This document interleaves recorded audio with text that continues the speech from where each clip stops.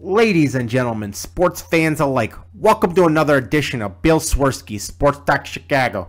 One of the couple, two, three best podcasts around. So sit back, grab yourself a cold one and a Polish sausage, park your keister in the French room, and listen to Bill Swerski, Sports Talk Chicago. In Chicago, you know that all sports rock. The Bears, Hawks, Bulls, Cubs, and Sox. Pick your favorite, you can choose, as long as the Packers lose. For everything you need to know, it's Bill Swerski, Sports Talk Chicago. Bill Swerski, Sports Talk Chicago.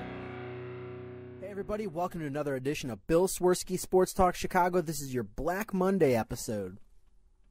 I thought about doing a show yesterday after the embarrassing loss to the Minnesota Vikings, but I knew within 24 hours this would be a completely different show, and I didn't want to have to do two shows in 2 days. So for those of you that are listening to this the first time, I want to say thanks for checking this out. Make sure you hit subscribe on whatever medium you're listening to. If this is iTunes, hit subscribe, Stitcher. If you're on YouTube, you can either subscribe to the YouTube channel, or you can go and check us out on iTunes and subscribe that way just so you get the audio version. You can check us out at swerskisports.com. That's SWERSKI sports.com. Twitter at Swerski Sports. Facebook.com/Swerski Sports.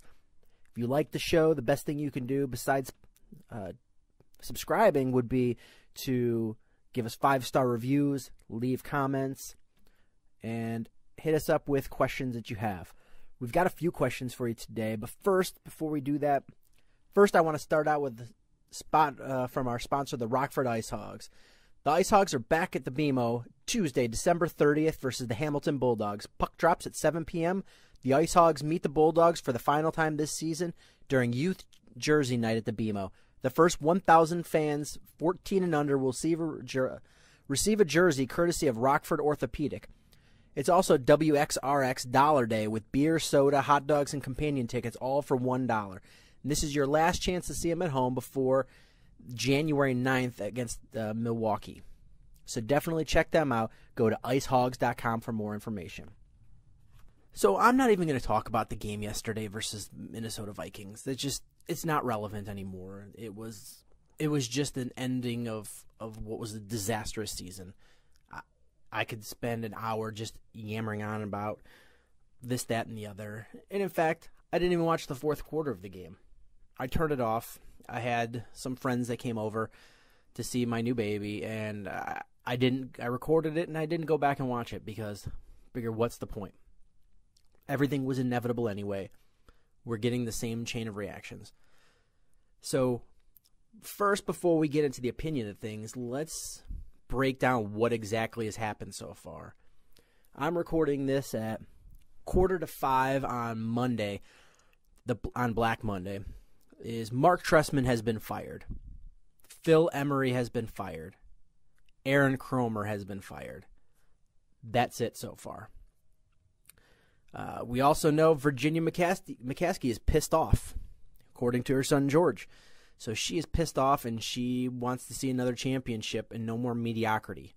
All of the other coaching staff is still in place, except for Matt Cavanaugh, who doesn't have a contract for 2015.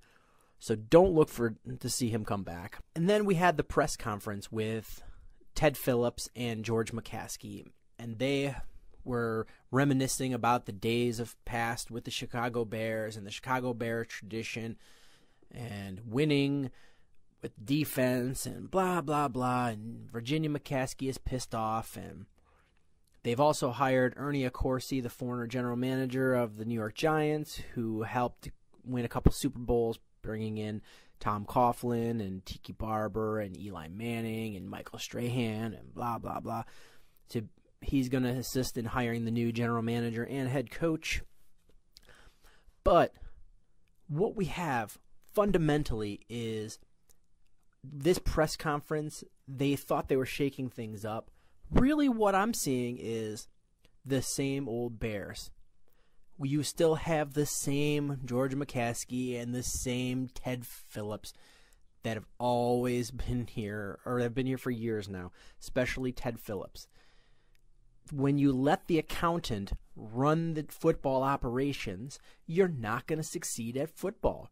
You need somebody that knows football. You're not going to send a football man in to run the accounting department, so why are you sending an accountant to run in the football department? It just doesn't make any sense. And that's where the Bears have fundamentally are just outdated as far as how to run a team. This is a very, very tough league to win in. And to do so, you need to establish an organization that fosters winning. The Pittsburgh Steelers foster winning. The New England Patriots foster winning. The Green Bay Packers foster winning. Those teams win every single year.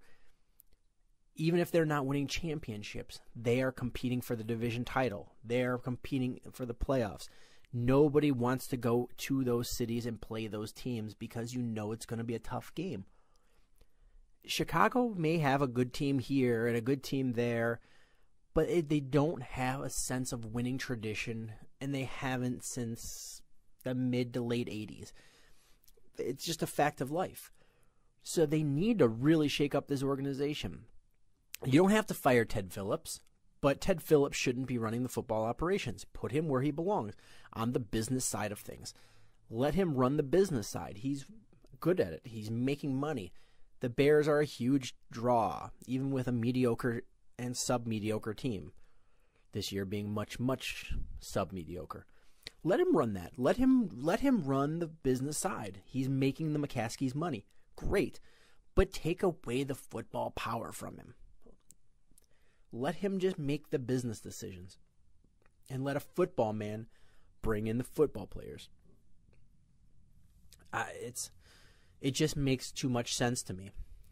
So, but the Bears don't do that. And there was rumors that was going to happen, is that Ted Phillips was going to step away and only run the business side, and somebody would come in and run the football side. But based on the press conference today, that's not what we're going to see happen. We're just going to see the same old top of the organization Bears. And sure, they bring in Ernie Accorsi to help them hire a GM, which is a big step away from what they've done in the past, where they've hired a consulting firm. And in this league, it's a good old boys network.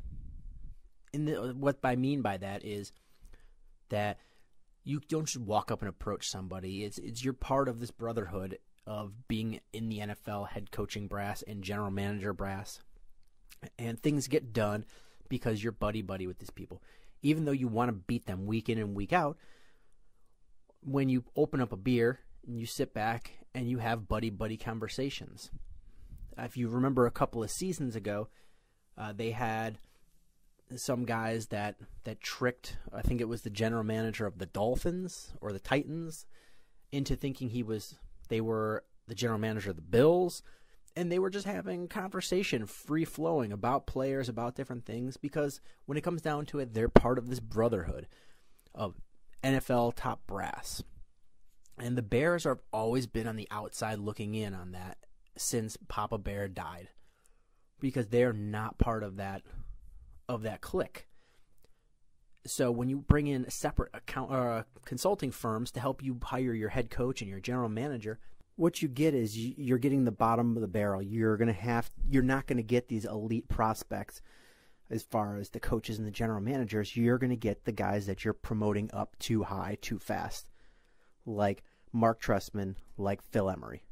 So you're not going to get the upper echelon of guys because A, your organization isn't built like a winning organization, and B, you are not part of this clique.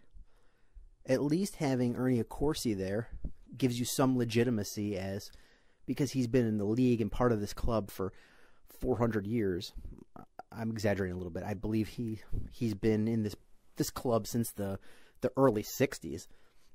So Ernie Accorsi is, whether or not you can discuss his career as a whole, amongst yourselves, but at least he brings the legitimacy of he can get you the upper echelon people to come in and talk to you and not have any kind of foolish business like mock press conferences and and things that Phil Emery did.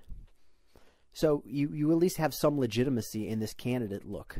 The Buffalo Bills did the same thing with Charlie Casserly. So you have somebody who's been there, done that, part of this club, has the ins with all these people, can help have warm contacts with you. And so you at least are receptive.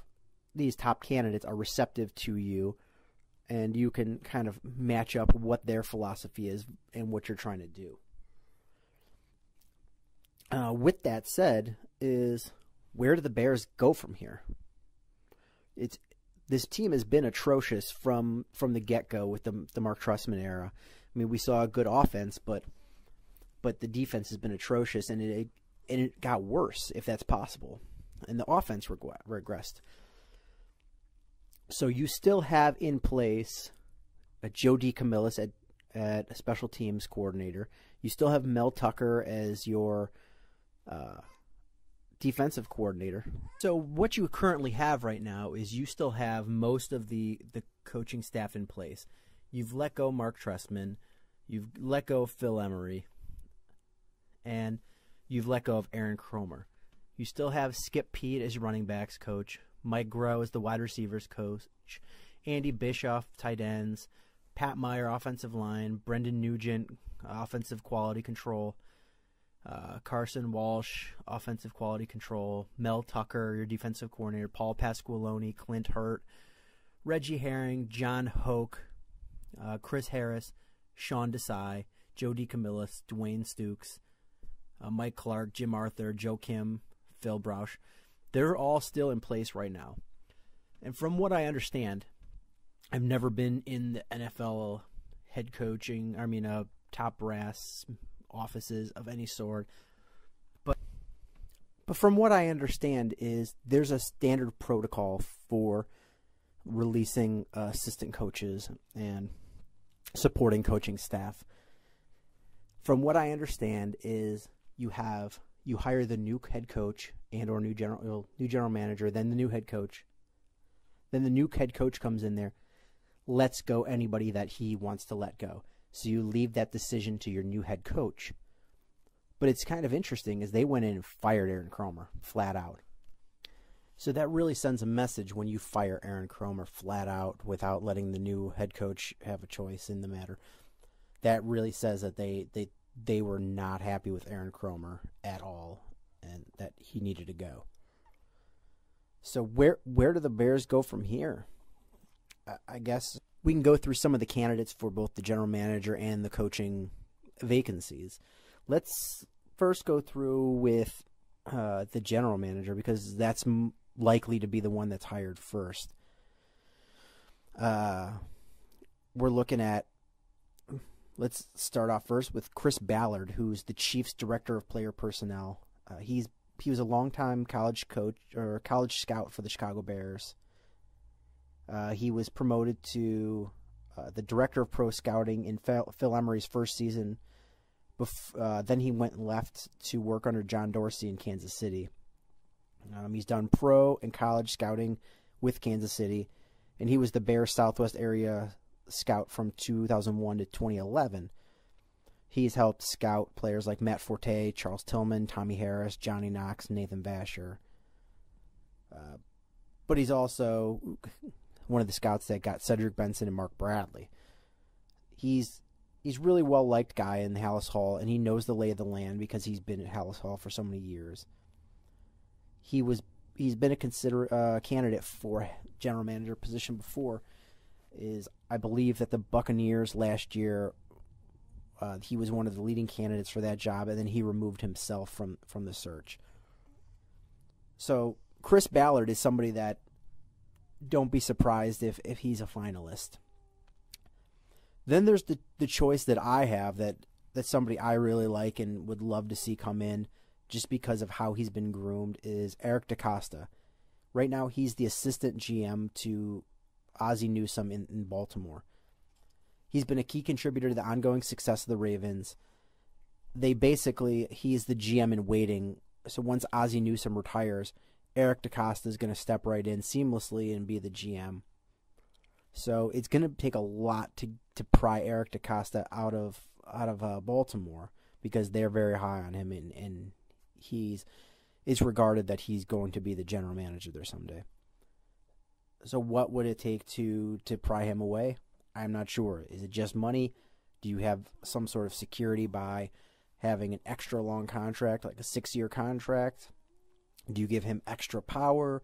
What do you do? But if he lets it leak any way, shape, or form that he's interested in leaving Baltimore, he's going to be in high demand, and people are going to throw money at Eric DeCosta.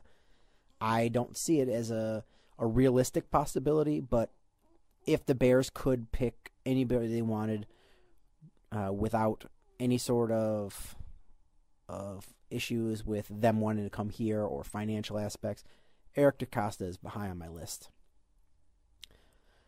There's Brian Gain, the director of pro personnel for the Texans. He was the assistant GM in the Dolphins, or for the Miami Dolphins, for 6 seasons. Then he went to Houston this past year, where the Texans have had a really good turnaround from that disastrous 2-14 season last year. Before going to Miami, he worked 3 years as the assistant director of pro scouting for the Cowboys, and then he was at the Jets. So he's a guy that knows the lay of the land, and he's probably due for that step up to becoming a general manager. He's been an assistant GM for a long time, so this is not a huge step for him. It's not like he's going from scout or strength coach to being a general manager, but he's been an assistant GM, basically doing a lot of the GM job. An interesting one is Tom Gamble, the vice president of player personnel for the Philadelphia Eagles. He's played a role in working with 11 playoff teams in Philadelphia, San Francisco, and Indianapolis.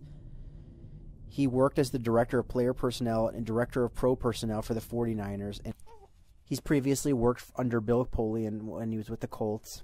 He was a quality control coach for the Jets. He's also done work for the Ravens and the Panthers. So he's been around the league under guys like Bill Polian, who's an NFL Hall of Famer. He's been on 11 playoff teams in Philadelphia, San Francisco, Indianapolis. So he's been around the league. He's been on winning organizations. He's an interesting choice as well. A really out there one whose name I've heard is Scott McLaughlin, who's a consultant. He's experienced in some highly successful organizations. He helped lay the groundwork for the roster that Jim Harbaugh has taken to the NFC Championship games 3 times. He was the GM of the 49ers for the 2010 season. He's also worked alongside Seahawks general manager John Schneider for their Super Bowl run. He's previously worked for the Packers, and he grew up in the football industry, and his father was a longtime personnel man for the Oakland Raiders. There's assistant GM to the Vikings, George Patton. He's a former assistant director of pro personnel for the Bears under Mark Hatley. He had just completed his 7th season in Minnesota, working with Rick Spielman, the general manager. So he's got a ties to the Bears, which I don't know if that really matters. But he also has experience, a lot of experience as an assistant GM to a quality GM in Rick Spielman. So he's somebody that you can look out for. Then there's the Bengals director of player personnel, Duke Tobin. You may recognize the name Tobin because both of his uncle and his dad were involved in the NFL. His uncle Vince, he was a former head coach of the Arizona Cardinals, and he's a special assistant to the Green Bay Packers now. And his dad, Bill Tobin, he used to be the general manager for the Bears and the Indianapolis Colts. So take that for what it's worth. But he's a candidate to keep your eyes on. He's like I said, he's the director of player personnel for the Bengals. He's worked in Cincinnati since 1999, and he's helped put together that roster that's been to the playoffs 4 consecutive years. But there is talk of actually making him the general manager, so that's something to look forward to. Vince Tobin was also the defensive coordinator under Mike Ditka after Buddy Ryan left. So there's that tie as well. Then an interesting name, Elliot Wolf. He's the Packers director of pro personnel. He's a young guy. He's younger than me. He's 32 years old. But he's a disciple of Ted Thompson, and his dad is Ron Wolf, who worked for the past 11 seasons in Green Bay.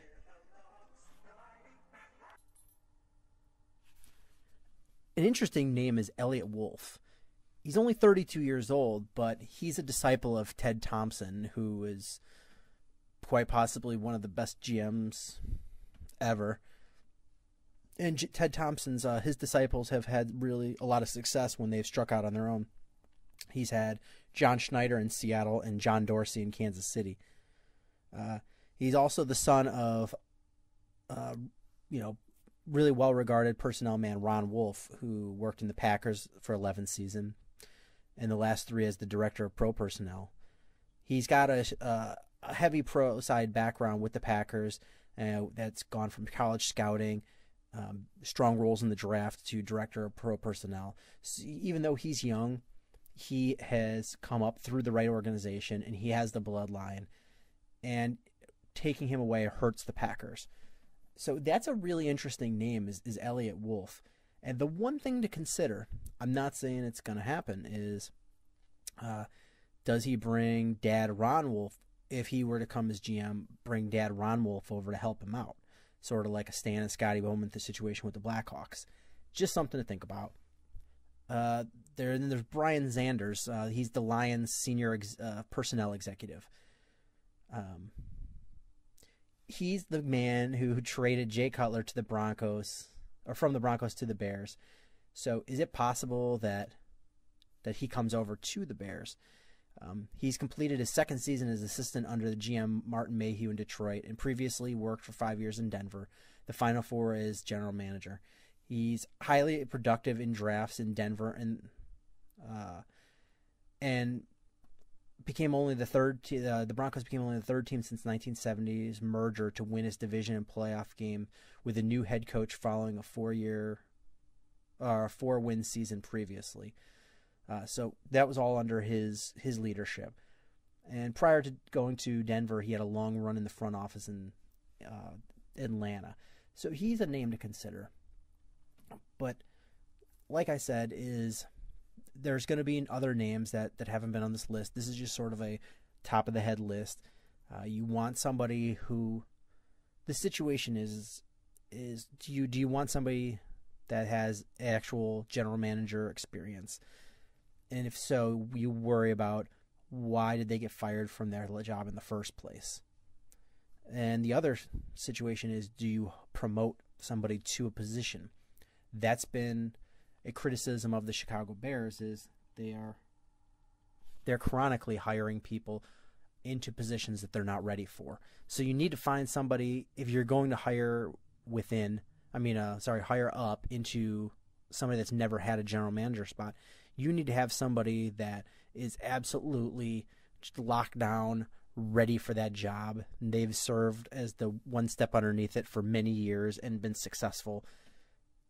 Because you just can't hire somebody that's 2 steps under a GM or 3 steps under a GM into a GM role and then hope for the best, because you need to start establishing a winning recipe in this city. Now that's general managers. Now head coaches, you run the gamut. It's who knows what you're going to get, and there's a lot of names that have been tossed around already. And there's a lot of names that will continue to be tossed around. One that's just completely off the board is Jim Harbaugh. I know I've had a couple of people email me and ask, is it possible Jim Harbaugh becomes the head coach of the Chicago Bears? And that answer is none whatsoever. Ted Thompson and George McCaskey today in their press conference said even as much. Somebody asked them about Jim Harbaugh, and they said that they never even considered Jim Harbaugh. And plus, by this time tomorrow, he's going to be named as the head coach of the University of Michigan Wolverines football team. So take him off your board. He's not there. But some of the names that have been tossed around, Leslie Frazier, you may know him. He played for the Bears, and he was the Vikings head coach for 3 seasons. and he served as a defensive coordinator under Lovie Smith. So that's a name that's been tossed around a little bit, but is he the guy you want? Didn't have that great of a tenure in Minnesota. And I mean, he's a decent defensive coordinator, but he runs that cover 2 system. And if you want something new and exciting, you don't bring back something that's old, plain Jane. Then there's Todd Haley. I mean, he had a rough ride as the head coach in Kansas City. Got fired in 2011 with a 19-26 record. But he's rebounded really well, and he's doing a great job while he's with the Pittsburgh Steelers now. So he's a name that people have considered. But again, what's he going to do differently since he got fired the first time? And it wasn't just he didn't do well. It was disastrous.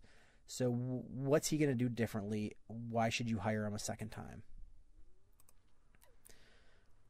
There's Hugh Jackson. He was the coach of the Raiders for one season, went 8-8 in 2011. He's now the offensive coordinator for the Bengals, and he's worked his way up there. He was the position coach in Baltimore for a couple of seasons.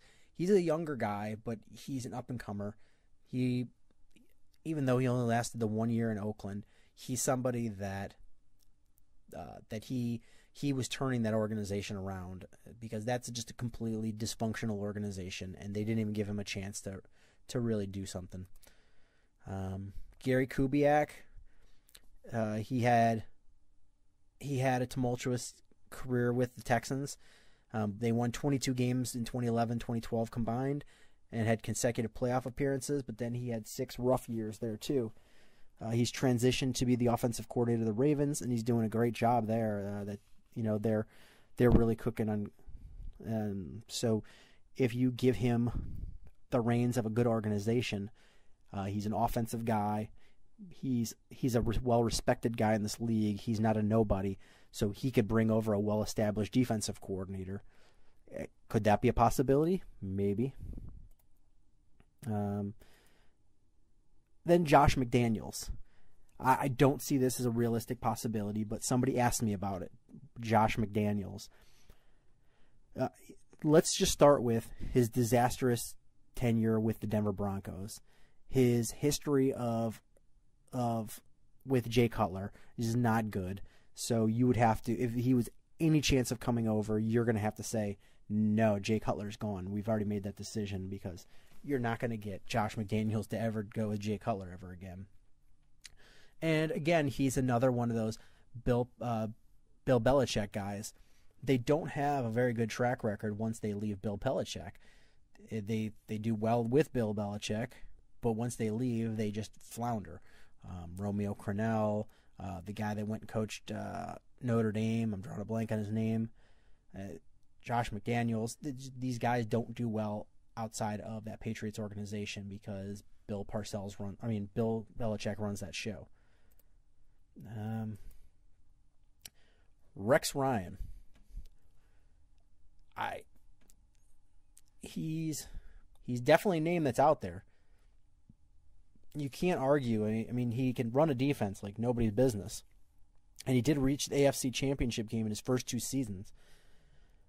But he's a big personality, and I don't know if that's going to mesh well with what the Bears ownership wants. So I can't really see that one happening. Then they keep throwing out this name, Mike Shanahan. The man is 62 years old.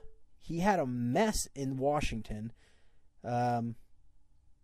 And he's just football has passed him by. Sure, he did well with Jay Cutler, but he didn't make the playoffs, or at least win games. So what are you going to get out of him? I mean, he's an old coach that time has passed by. His time has come. His time is gone. He can't win without John Elway. Let the man stay in retirement. I don't understand the Mike Shanahan talk. Pat Shurmur. Pat Shurmur's an interesting name. He didn't really get a fair shake when he was with the Browns in 2011 and 2012, but he's been part of 8 playoff teams in 16 seasons in the NFL. and he's been doing well as the offensive coordinator for Philadelphia under Chip Kelly. So that offense is firing on all cylinders. So not only does he have a lot of NFL experience, but he's got coaching offensive coordinators positioning under Chip Kelly, new innovative type offense. So he's an interesting name. Then there's Greg Williams. If you don't watch a lot of football outside of Chicago, he's the defensive coordinator from the Bounty Gate in New Orleans, where he was suspended for a whole year. But if anything, the man can coach. If you decide you're going to take him, you're going to take a lot of heat and lumps as the ownership because of the bounty scandal in New Orleans. But he's a damn good defensive coordinator. He did a great job in New Orleans. He did a great job under the Rams, or with the Rams under Jeff Fisher, and he was the head coach of the Buffalo Bills for a couple of seasons. But and that's just a dysfunctional organization. So it's hard to win there. It's hard to talk about that, compare that to anything else. But as a defensive coordinator, he's phenomenal, and he would really turn this team around. He gets the best out of what he has. A name you may not know is Terrell Austin. He's a fast riser in his first season as defensive coordinator of the Lions, after spending some time in Seattle, Arizona, Baltimore as defensive backs coach. He's reached the Super Bowl with all three of those teams, and he even won a title with the Ravens. So he's a real fast riser. He's somebody to keep an eye on. Maybe it's not his time now, but he's somebody that's going to be a head coach in this league sooner rather than later. A name that you know because he was a finalist when Marc Trestman got hired is Darrell Bevell. He was one of 3 finalists 2 years ago. He's getting due credit again as the offensive coordinator of the Seahawks, with them on a roll in the second half of the season. He's really soft-spoken, but he's a very sharp football guy, and he's a definite candidate for this position. He fits within the Bears organization pretty well. Todd Bowles. If the Bears had hired Bruce Arians 2 years ago, Todd Bowles would have been his defensive coordinator, and that's who'd be our defensive coordinator right now. He worked in player personnel with the Packers in the 90s and has served as an interim coach for the Dolphins the final 3 games of 2011. He's another guy that's right on the cusp of being a head coach, just hasn't gotten a shot yet. A name I'm hearing a lot is Adam Gase. He was promoted to offensive coordinator in Denver last year. Only 36 years old, but he's a fast riser. He comes with a major stamp of approval from Peyton Manning, and he's done well in that organization. But some of the questions are, how do you have a bad offense if you have Peyton Manning? It's something to think about. A name I hate, but it was tossed out there, is Pep Hamilton. If you remember, he was the quarterback coach of the Bears in 2007, 8, and 9. He does not get along well with Jay Cutler. Not a good relationship at all. But he's worked with Andrew Luck at Stanford and in Indianapolis, and he's doing really well there in Indianapolis. So he's a name that's kind of a fast riser as well. Then Ben McAdoo. He's the offensive coordinator for the Giants, and they didn't have a very impressive first half of the season, but the second half of the season they've done a really good job. So he's been a longtime assistant under Mike McCarthy, and he's considered a fast riser. Winston Moss. He's the assistant head coach in Green Bay, where he's worked for the last 9 seasons. So he brings intimate knowledge of the NFC North, and his name has surfaced for jobs in the past. He's interviewed for the Raiders and the Rams job. So when I said Darrell Bevell was a candidate, and he's the offensive coordinator of the Seahawks, the defensive coordinator of the Seahawks might even be a hotter name in the NFL coaching circles, and that's Dan Quinn. He's done an amazing job with that defense in Seattle. His name has got to be right up there as far as who you're going to hire. Then a name I really like, and I hope you remember this name, Dave Toub. He was the longtime Bears special teams coordinator, and he's had success in that job, the same job, with the Chiefs, who scored 6 return touchdowns since his arrival. He was previously considered for the Miami head coaching job, and he knows the ins and outs of Halas Hall well. I love Dave Tobe, and I really think that you get some fantastic head coaches from people that were special teams coordinators, because they have to work with defensive players, offensive players, and they have to work with a lot of turnover roster, because your superstars that stay there for a long time aren't going to be playing special teams. You're getting the bottom of the roster guys and the rookies, and you're churning out guys and having to keep a good product on the field. And he's been innovative. He's been able to do a lot of things with a lot of people. Just because Devin Hester was a superstar returner, he didn't do anything under new Bears special teams coordinator Joe DeCamillis, whereas he did everything under Dave Tobe. Dave Tobe's a very sharp guy, and I think he would be a fantastic head coach. He just hasn't gotten the opportunity yet, and I really hope that, if nothing else, they recognize the work that he did in Chicago and bring him in as a really solid candidate and consider him, because he's a really good football mind. Bears ownership knows him, and he's done well in Chicago. The fans recognize him. It's not a new name that we have to learn. Then you could start getting some college coaches. That you've got Brian Kelly. Brian Kelly is one at Grand Valley State, Central Michigan, Cincinnati, now with Notre Dame. So could he be the next Chip Kelly and comes in from the college ranks and is successful in the NFL? Yeah, I mean, Brian Kelly he's a good coach. It's a possibility. Gus Malzahn, again, the success of Chip Kelly going from Oregon to the Eagles. Malzahn could do that in the NFL, from Auburn to the NFL. David Shaw, and he's the head coach at Stanford. And again, you saw what Jim Harbaugh did, went from Stanford to the NFL, had a great job. David Shaw replaces Jim Harbaugh in Stanford, and they don't miss a beat. So could he come over and bring that same hard-nosed Stanford-type attitude to the NFL? He does have NFL experience. He was a quality control assistant and quarterbacks coach and receivers coach with the Eagles, Raiders, and Ravens. So he's been in the NFL, and he's doing a great job in college. So it's not a huge leap for him. And then the last name, Bob Stoops. He's been the Oklahoma head coach since '99, and he may be ready for that next level. He's won 168 games with the Sooners, and it's been a long time since he's won a national championship. But he's done so much with Oklahoma, with roster turnovers and still being able to recruit. Can he bring that to the next level? I mean, he's 54 right now. If he doesn't make that leap into the NFL soon, will he make that leap at all? And these coaches, they at least want to taste the NFL, because that's the highest level of coaching. And personally, I would much rather be a college coach, but at some point, if you're such a competitive guy, you want to go to that upper level and the top level and win games. And that's really all I have to say about the Bears. I'm going to talk more next week and hopefully have on a guest, but it's at this point it's senseless to talk about the last game of the season, because it was what it was. They lost, and I'm sort of glad they lost, because it's going to benefit them as far as draft positioning.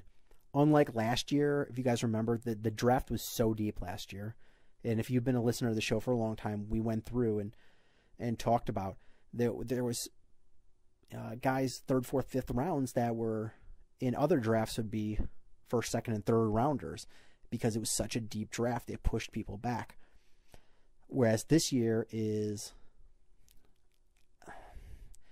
I haven't gone through all the tape yet, but on the surface, it looks like as thin or more thin than most years. So this is a year where having a good draft pick really does matter. And the Bears now are set at the number 7 pick. And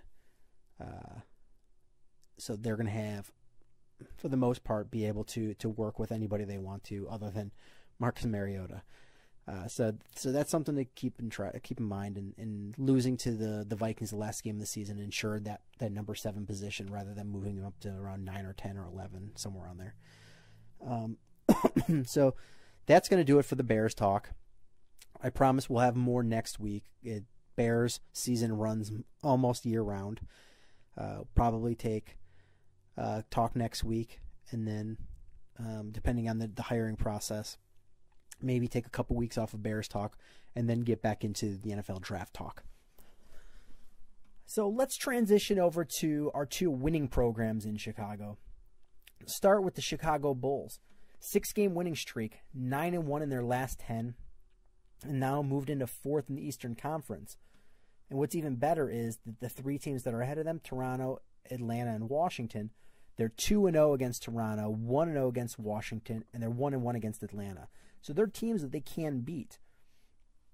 And it seems like the Bulls are really hitting stride right now. It's you finally have Derrick Rose coming back and showing flashes of that MVP type play that we've seen from him in previous years. Well, it's been many moons ago since we've seen it, but he's finally starting to look like that guy. You saw little flashes here and there of him being able to do things, but now you're starting to see him show that speed and quickness, take it to the hole hard, finish strong, and get the and one. That's what you need out of Derrick Rose. And I know I'm just gonna say it is I was a big fan of the Bulls during the offseason going after Carmelo Anthony. I figured that's what they had to do, and that was the only way that they were going to be able to compete. But lo and behold, they silently went and put together this amazing roster, and they're finally starting to mesh. You've got Derrick Rose who can come in there and play amazingly. He doesn't have to play the full 4 quarters because you can spell him with Aaron Brooks, who's been a fantastic pickup.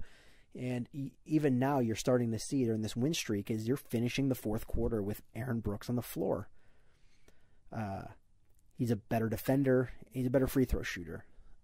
So you're seeing them finish games with him. Paul Gasol, he looks like he's just found the fountain of youth with Chicago. He's 30, mid to upper 30s, and he's going out there and leading this team in rebounds, and he's the leading scorer, 1 out of every 4 games. You've got the 2 big man combination of Noah and Gasol, and they go out there and it's hard to beat because they got the Twin Towers. You've also got the really good small roster the lineup with Aaron Brooks and Derrick Rose out there at the same time. Nikolai Mirotic he's starting to look more and more like a seasoned veteran rather than a rookie. And then what can you say about Jimmy Butler? Jimmy Butler is going out there and he looks phenomenal. I mean, that guy, if ever there was a contract here where you decided to play lights out, this is the year, and Jimmy Butler is doing it. I mean, he's not going to get any votes for it, maybe 1 or 2, but if the season were to end right now, it's hard to argue that Jimmy Butler doesn't belong in the conversation with MVP because he's played so well. He's been the catalyst that's gotten the Bulls to where they are right now. Sure, they're a good team, but they are nowhere near as good if they don't have Jimmy Butler. He's easily the best one-on-one defender on the team, and now he's a legitimate 20 to 30-point scorer a game. He's not just the guy that can put up a shot if necessary. He's the guy that'll take it to the hole, pull up and shoot a 3. He's really worked on his offensive skills, and it is showing. That guy can easily be in the mentioning of MVP finalists. And like I was talking about Aaron Brooks, since Heinrich's hamstring injury and he's been out, Aaron Brooks has picked up the slack, and he's averaged 13 points and 4.7 assists in 27 minutes over the last 3 games.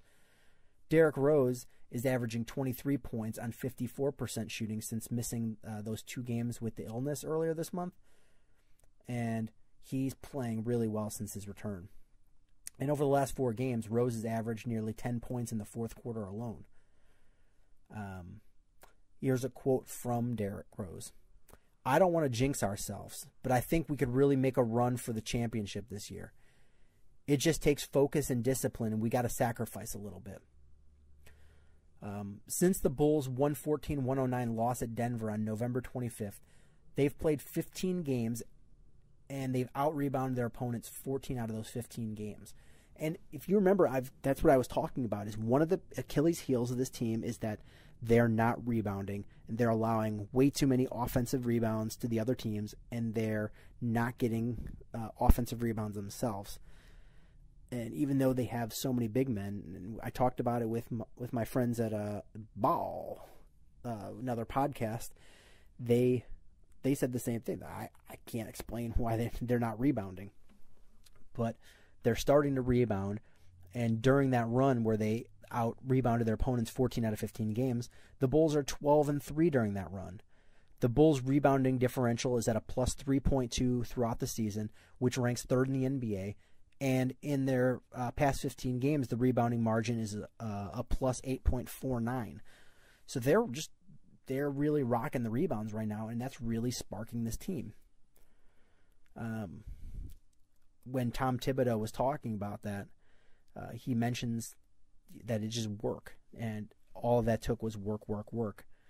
But really, I think a lot of it too was guys getting used to playing with each other. This was a huge turnover of roster.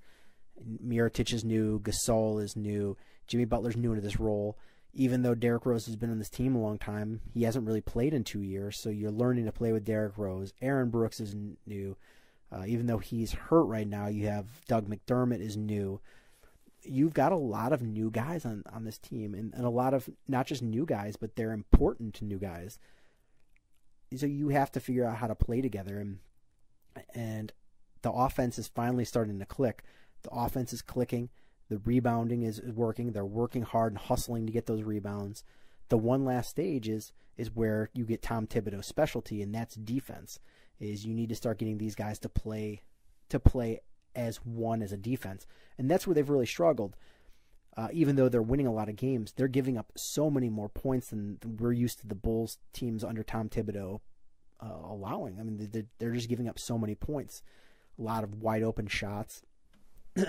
And Thibodeau mentions how the defensive unit is completely intertwined. When one man gets beat, it sets off a chain reaction of rotations that ultimately leaves somebody open for a shot. So if the driving man beats his defender, you have somebody step down to help, which leaves that man open. Somebody slides down to pick him up, and eventually somebody doesn't slide over to cover the open man, and you get a wide open shot, and that's really been hurting the Bulls. So what's happening is you need to start developing these guys as continuity as a defensive unit. Make sure that everybody's where they need to be. Make sure you're not getting beat on your man. Making sure that if you do, the proper rotations are taken. But part of that defense is working hard, and they've already shown that they're doing the hard work as far as their rebounding, because the rebounding is getting so much better. So I really see this defense is starting to pick up, and if this defense starts playing like they're capable of playing, teams are really in trouble, because this Bulls team has a lot of scorers, and if they can start playing defense like they know they can, other teams are gonna be in trouble when they play the Bulls, especially the Eastern Conference. The Bulls are going to go and just smoke through it on their way to the NBA Finals. Another interesting thing is that if you look at this team, they're only 8-5 at home this year, which is really crazy because they only have 9 losses on the season. So they're 8-5 at home. That's just really not good enough, and I fully expect them to start playing better at home and showing that improvement. So they're already playing really well on the road, and I expect them to turn that around and start playing much better at home. And again, that's going to lead to the Bulls just running things in this Eastern Conference. And then one final thing to note is Doug McDermott was expected to miss 4 to 6 weeks after he had his arthroscopic knee surgery. And so we're getting to that point where Doug McDermott's going to get ready to come back. We're just a couple weeks shy of that mark. So if he's still at that same projection of 4 to 6 weeks, we're going to see Doug McDermott back soon, and he's another offensive threat with his shooting and his ability to score, and that's going to give the Bulls even better option of scoring once he gets healthy and back into that rotation. So this Bulls team really, who do they fear in this conference? I mean, all of the best teams. I mean, Toronto's not a bad team. I'm not taking anything away from Toronto. I'm not taking anything away from Washington, especially after Washington, what they did to the Bulls last year in the playoffs. But Atlanta, they're good teams, but nobody strikes fear in the Bulls' hearts. There's no team like the Miami Heat where they're like a juggernaut, and it's just a race to who gets to be the team that plays them, and can somebody beat the Heat? And it's the clear-cut juggernaut in the conference. That the Miami Heat are weak now. There's no standout team that everybody's gunning for. It's a series of teams, and the Bulls have to be at the head of that list, because Toronto's played good all year long, but the Bulls started out with some horrendous play, and now they're starting to really catch fire. And they went to Toronto and beat Toronto good, and they're 2-0 against them in the season. I don't see that changing because the Bulls are just getting better, and Toronto can't compete with the Bulls like that. The only team in this conference I think that really matches well with the Bulls is Atlanta, and that would be a tough series, and hopefully that ends up being the NBA or the Eastern Conference Finals. And that's going to be it with the Bulls. I'm going to do one last bit with the Blackhawks, and then call it a night because there's really not too much baseball talk right now. The Blackhawks, we're coming up on fan all-star voting, and the Buffalo Sabres center Girgensons, he's the top vote getter for the 4th straight week for the fan voting. But then after him, it's 4 Blackhawks. So if you're looking at the total voting, it's Girgensson is the top vote getter, and then it's Patrick Kane, Jonathan Taves, Duncan Keith, Brent Seabrook, Corey Crawford. If the voting ended today, Girgensons would be the only non-Blackhawks player selected to take part in the 2015 All-Star Game. That's phenomenal. That just speaks to how good these Blackhawks are.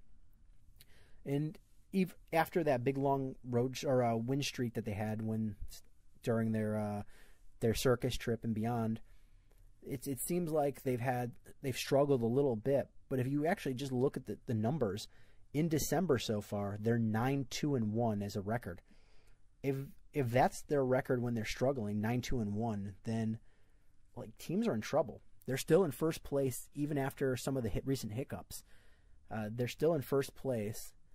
And I don't see any sign of that slowing down. That was without Patrick Sharp in the lineup for most of it. Now Sharpie's back, and these teams really have to plan that the Blackhawks are the team to beat in the conference. But they did have the one huge hiccup, and that was the Winnipeg game the other night. Winnipeg came out there without their top 4 defensemen, and they played tough. They beat the Blackhawks, and they beat them badly. Corey Crawford got pulled after he gave up 3 goals. And I don't know if that was so much a shot at Corey Crawford or if that was a message to the defensemen around him is, hey, we are not playing well, and that's not acceptable. Normally pulling a goalie is the message to the goalie, but I don't think Corey Crawford played so bad that he deserved to be pulled. I think that was a message to the defenseman. Part of it was, you could say, the Blackhawks had an emotional letdown because they had such a big win against Toronto, and that was after the loss of Clint Reif, their assistant equipment manager, who was just beloved by everybody. They came out and had that emotional win for him, and then came back and just played a drained game against Winnipeg. But regardless of what the reasoning was, is they got beat bad by Winnipeg, and if the playoffs were to start today, the first round matchup would be against Winnipeg. I mean, if you look at it, the Blackhawks, top to bottom of the roster, are so much more talented than the Winnipeg Jets. It's just hands down how much more talented the Blackhawks are. But the problem is that team works really hard. They work so hard. It's kind of like the previous years, the Nashville Predators, where they may not have been the most talented team, but they worked so hard and they were so physical that kept them in games. And that's really what you're getting out of Winnipeg, is that they have a good team continuity, they're aggressive, and they're physical. And they've really caught the Blackhawks off guard. And the Blackhawks, if they expect to beat them in the playoffs, are going to have to play much better than they have during the regular season. And like I said, the Blackhawks have struggled a little bit as of late. They've been winning games, but it's been a tougher road than you think they should be having. They're not scoring as many goals. They're giving up more goals. And as you probably know, is Brad Richards had been out of the lineup for the last few games with an upper body injury. He's finally coming back tonight versus the Nashville Predators. And Coach Q has really shaken up the lines. So top line for tonight is going to be Jonathan Toews, Marian Hossa, Brandon Saad. Second line is going to be that really hot line prior to the injury of Brad Richards at center, Versteeg at left wing, and Kane at right wing. Third line is going to be Brian Bickle, Andrew Shaw, Dan Carcillo. And the fourth line is going to be Patrick Sharp, Marcus Kruger, Ben Smith. So that's a really interesting lineup. You have Patrick Sharp on the fourth line, Saad on the first line, Bickle down on the third line with Shaw and Carcillo. It's just an interesting line. I wonder what they expect to get out of that. Especially, I mean, at first I thought, is this a message to Patrick Sharp? Which I don't think so, because if you look at the first power play unit, it's Shaw, Toews, Kane, Keith, and Sharp. So if they put him on the fourth line as the winger, but then they put him at in the first power play unit. So it's just an interesting choice. And then you've got your standard defensive pairings, Duncan Keith, Brent Seabrook, Hjalmarsson, Oduya. And then the third pair with Roosevelt out is David Rundblatt and Tim Eriksson. And that's interesting, because I really thought that Clendening and Dahlbeck played very well when they came up here. So the choice to go with Tim Eriksson and keep him up here, and then David Rundblatt, who is, I don't think he's that good, to be honest with you. I don't think he's very good at all. And to give so much roster time and playing time to him when you've got these other guys sitting in Rockford just stewing and waiting, it just seems a little silly, especially considering that is Roosevelt going to be back next year? Is Oduya going to be back next year? Those are going to be two big roster spots that you'd think that you would want to start building a repertoire with your young guys and letting them play. And especially since when TVR was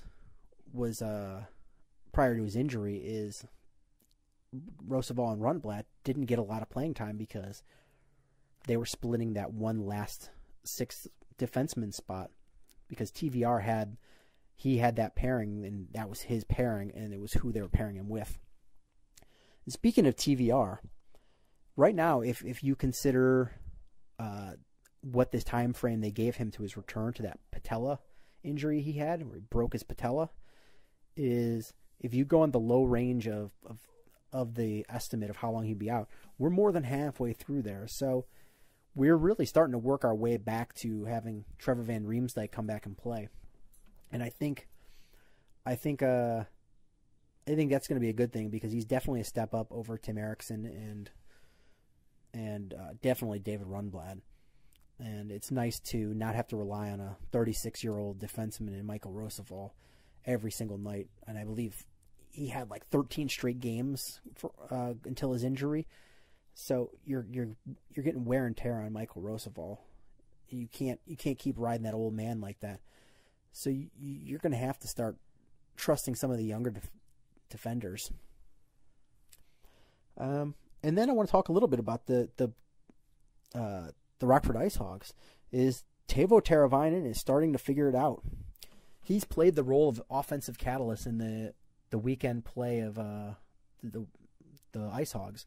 He finding the net in both games and adding a pair of assists in Sunday's victory over the Wolves. He had a 4-point weekend and now owns 6 goals and 17 assists, giving him sole possession of second place in team scoring with 23 points in 31 games. He's been on a point a game pace over his last 9 games and has collected 3 goals and 6 assists over that stretch. So he's really starting to figure it out. And I know fans have been frustrated because he started the season down in Rockford, and even the Rockford fans were disappointed because he just didn't seem to be tracking the plays well. And I think he's finally getting the hang of the smaller ice and the physical play. And if you watch him out there from games in the beginning of the season to now, it seems like he's so much more of a confident player. Like he knows where he needs to be and how his shot needs to be. And Teuvo Teravainen is starting to play. He has to be a top 6 player in the NHL. So he's going to have to be a scorer, and they're starting to see what you can get out of him. And if there's another injury, I don't see in a way that you turn down bringing up Teuvo Teravainen to the NHL roster. And then Rockford snapped a 4-game winless streak that they had on Sunday with a 4-2 win over the Chicago Wolves. They were in that streak 0-3-1, not playing well. And we talked about it before. They started the season just super hot, and you had the Deneau line just playing out of their minds. But they've really cooled off, and the team is struggling to find some of the scoring. And we talked a little bit with head coach Ted Dent about that, and we can cut to that right here. Had a couple of frustrating games against Iowa here, obviously, the last 4 that you played. What's different about them from maybe earlier in the year? Well, they have a good goaltender. He just stopped at almost 90-something shots against us in 2 games. He's a good goalie. He played well. We're having a hard time finding the back of the net against them, and I thought we played a good game. We just, we're having trouble scoring right now. Any idea behind the offensive struggles, or just something that happens every team? Yeah, I mean, we're getting the shots. Maybe some more traffic, screens, and that's what everyone's going to say. You're getting the shots, but not the screens. But we just have to get some guys scoring some goals. There's some guys in some major slumps with us, and they just have to find a way to get out of them. How do you address that? Just work on it, practice. Create drills to attack the net, to screen the goalie. Make them feel good, score some goals, and carry that over to the games. Are you getting enough bodies to the net right now? Is that a part of the problem? I don't know. I mean, I have to look at the tape a little more. I think we are. We have guys like Bass that go to the net, Nishinter, Labrie, Hartman. I think we are. I think we have to get some. We have to try and get our shots through and not blocked as much as well. From a defensive standpoint as well. Leighton mentioned that you guys are having team meetings and stuff inside the room. Only won 3 in your last 12. Are there aspects to your game that you feel are contributing to losing these close games now? Not really. I think a lot of other teams have found their stride. Maybe when early in the year we were just on a bit of a roll, and now we just have to find ways to get it done and maybe change our game a little bit to compensate for our lack of scoring. Johns and Garrett Ross, is there any timetable on those guys? Ross is day to day, and Johns is the same thing. With the division getting a little bit tighter now, with all the teams coming up, is there any pressure on you guys playing now that you feel from some of the teams? Not really. One game at a time. we've been in a lot of one-goal games recently, and we've been on the short end of the stick. And earlier in the year, we were on the right end of the stick, and it's a good learning lesson for our guys. We're still in the thick of it, and we just have to try and get better every day. There was some sloppy passes going on. I think the time off contributed to that a little bit. Well, I think both ways you're going to see. You're going to probably find a handful of guys that didn't have their A game or their best game tonight on both teams. But anytime you're off the ice for 4 days, it takes a while to get back into the groove. And saw a lot of shots from further out, closer to the blue end. You want to get more shots closer to the net, more bodies in there? Well, our defense, we have an offensive-minded defenseman. We need to create some offense from our defensemen as well. They're a big part of our offense. Klendo, McCaskey, Brennan, Polka. I mean, they have to help out with the offense because, we don't have guys like Peary and Morin anymore that are natural goal scorers or that are going to score 30, 40 goals a year. We have to sort of do it by committee. You mentioned Clendenning. I mean, it's kind of the opposite for him this year offensively. He's not getting very many points. Is there anything that you can attribute to that? We talked about Klendo and I today, and obviously he'd like to see some more points generated on his end. Last year at this time, I think at the Christmas break he had 25 points. So I think that bothers him a little bit, and we need him for this team for sure. Getting pucks through to the net, not always shooting at the net, but towards the net. Players getting shooting so well now, and you can't always get it at the net, but you can get it to the side of the net so guys can tip it and bring the puck back, and I think that's something we need to continue to work on. With all the guys, his minutes have been kind of eaten a little bit here this year as compared to last. I mean, guys like him like to play a lot. Do you think that maybe has contributed to a little bit? I don't think so. I mean, I got it right here. He played... He played 23 minutes tonight, so that's pretty good. I don't think it has. I mean, at times he's had to share the power play with other guys, but overall he's playing between 20 and 25 a day. Thanks. Okay, guys. Thanks, Coach. Yep. And then after the game on Friday against the Iowa Wild, we got a chance to talk with goalie for not only the Rockford IceHogs, but he's played several games with the Chicago Blackhawks as well, is goalie Scott Darling. So the last thing we're going to do on the show is break down and have our little talk with Scott Darling. So here we go. You've been bouncing around between Chicago and Rockford. Has that been a difficult transition?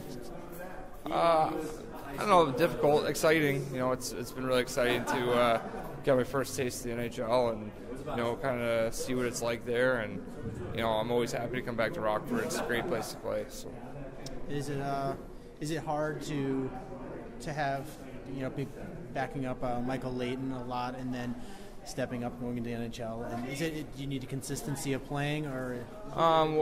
Playing time's kind of out of my control, and when you have a great goalie partner like Michael Layton, with the great career he's had, it's like he's earned every right to play too. So it's you understand the situation, and him and I are just trying to play the best we can for the team here. And I was listening to you in an interview after a Blackhawks win, and you were talking about the veteran defenseman for the Blackhawks helping you out a lot and calling things out. Yeah. How has that helped you, and what have you brought that back down to here? Well, the guys up there are obviously world-class defensemen, and they yell at you in a positive way and let you know what they need you to do with the puck or call out play options that the offense has, and for me, I've been able to come back down here and vocalize, use my vocals on the ice to kind of quarterback and let my D know what's going on, and try and duplicate what they're doing up top so that these guys can move up too. And what kind of differences are you seeing between the two leagues? Not too much. There's less mistakes in the NHL, obviously, and the difference is the guys up there, it's like if you make a mistake, usually it's in the back of the net because those guys don't miss too many opportunities. But the American League's a great league, and a lot of guys here have played in the NHL, and it's a fine line between the guys who are here and there, and but it's definitely a little bit quicker and sharper up there. And what from last year playing in Milwaukee to this year? What improvements have you made, and what's have you improved your skills wise? I mean, I've just been trying to sharpen up everything. I've gotten in better shape than I was in last year because I'm going to play more games this year. I only played, I had like 22 starts last year for Milwaukee, and I've already had 20 starts this year total. So I worked hard over the summer to get in better shape, and it's been paying off because I feel like I can play more games and feel more fresh. So I think that's been a big help. And what kind of things are you doing to continue to improve? Andrew Allen and I, the goalie coach here, we get a lot of extra work done. He's been great, and we go out early for every practice and stay out late for every practice and do a lot of extra goalie drills and trying to sharpen up all your skills. So, do you think playing for your hometown team and their organization makes it a little easier to work that much harder? Well, I mean, any NHL team, you're gonna work as hard as you can, and same in the American League. It took me a long time to get to just the American League, and I'm pretty proud to play in the American League. So it's not hard for me to work hard. All right. Well, thanks a lot. Yeah, appreciate it. Thanks. And that's going to do it for this episode of Bill Swerski Sports Talk Chicago. Again, make sure you check out our sponsor, the Rockford IceHogs, and you can buy tickets. Check out more information at icehogs.com. Thanks for listening. You can subscribe to us on iTunes, podcast, or Stitcher, wherever you listen to your podcast. Make sure you hit subscribe. If you're listening on YouTube, feel free to subscribe on YouTube. We put every episode up there. Or you can go to iTunes and download that, so you're just getting the audio version. But whatever you do, I appreciate you listening. And next episode, we're going to have more Bears talk. Hopefully have a guest to talk about the Bulls and the Blackhawks as well.